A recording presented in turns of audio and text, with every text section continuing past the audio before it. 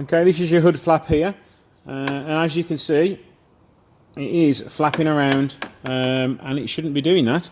If you can see on the other side of the car, you can see the flat motor just there. The hood is halfway into the process of going down, so that motor is being lifted up, but this one is just constantly whirring, and it's giving you some errors on the system, and then it's eventually timing out because it's overheating. They are just held in with one electrical connection and 3 Phillips screws. So let's just get those undone now.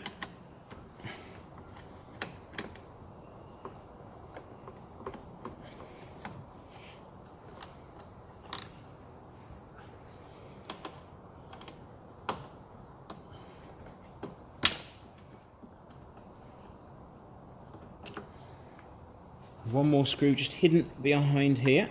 You may want to get yourself an extra long screwdriver just so you can get in and get some purchase on it.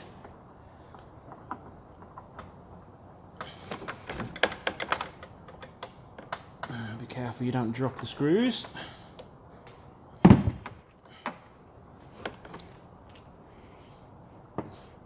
And now just one connection there, just lift the tab down and then pull it out.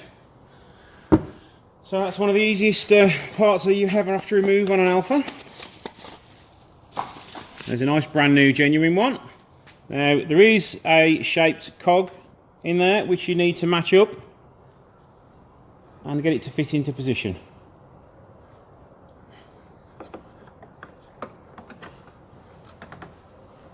And there we go, you'll feel it when it just drops in. And now, as you can see, the flap is being held up by the flat motor.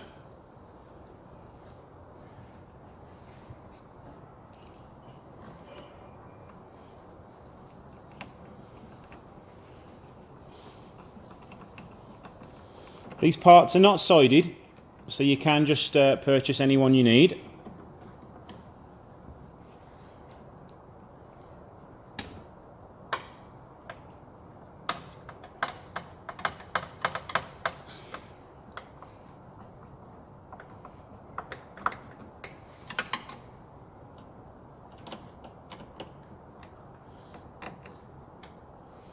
Pop the connection back in the top. And now let's move all my parts out of the way and let's see if we can get this hood working.